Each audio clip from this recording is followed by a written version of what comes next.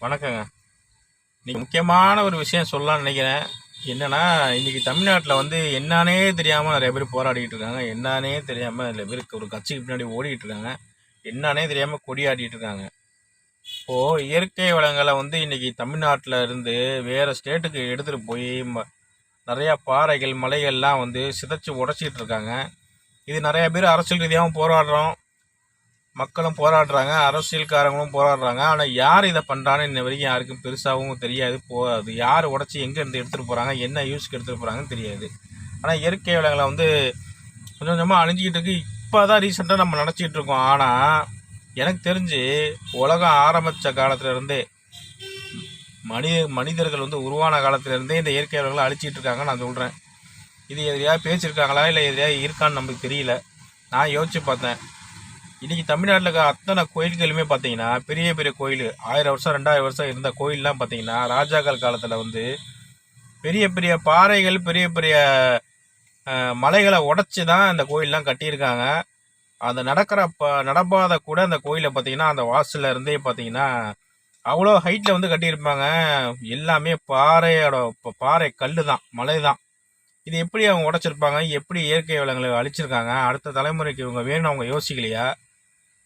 இதை வந்து யாருமே தடுக்கலையா ராஜா காலத்தில்? அப்பயே வந்து ராஜாக்கள் தான் இதை செய்யணும்னு சொல்லி இருந்திருக்கா? இதை செஞ்சு கோயிலெலாம் கட்டியிருக்காங்க. அவங்க அந்த கோயிலையும் தங்கியிருப்பாங்க. ராஜாக்கள்லாம் வந்து வேலையாட்கள் வச்சு வேலை செஞ்சுருப்பாங்க. அதேமாரி பார்த்தீங்கன்னா இந்த அடுத்த தலைமுறைக்கு இது தேவை போனால் அவங்க ராஜாக்கள் வந்து யோசிக்கலையா? அப்போலேருந்தே மலைகளை உடச்சினா அந்த மலையெல்லாம் எந்த ஊரில் எந்த இடத்துல இருந்துச்சு?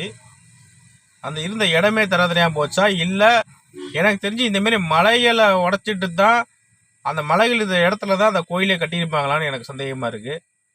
எனக்கு சந்தேகமாக இருக்குல்ல, எனக்கு திடீர்னு தோணுச்சு. அதேமாரி இன்றைக்கி ஒரு முக்கியமான ஊரில் இந்த காரைக்குடி, புதுக்கோட்டை, இந்த நிறையா ஊரில் பார்த்தீங்கன்னா ஒரே மாதிரி வீடெலாம் இருக்குது. அது இன்றைக்கி ஷூட்டிங் ஸ்பேஸாக நிறையா போயிட்டுருக்கு. நிறையா ஷூட்டிங் எடுத்துகிட்டு இருக்காங்க. 1000 வருஷம் 2000 வருஷம் 1000 வருஷம் சாரி ஒரு 500 வருஷம் 300 வருஷம் இந்த வீடு கூட ஒரே மாதிரி இருக்குது.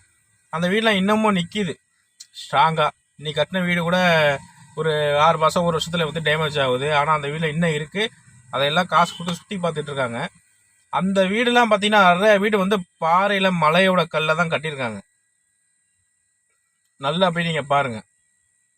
இதுமாரி கோயிலில் கல்வெட்டுலாம் பார்த்தீங்கன்னா எழுதியிருப்பாங்க கல்லை. அவ்வளோ பெரிய கல், அவ்வளோ பெரிய பாறைலாம் எங்கே இருந்துச்சு? அதேமாரி இந்த மாரி நான் சொல்கிற வீடெல்லாம் பார்த்தீங்கன்னா காம்பவுண்ட் சுவர்லேருந்து வீட்டிலேருந்து எல்லாமே வந்து இந்த பாறை தான் இருக்கும்.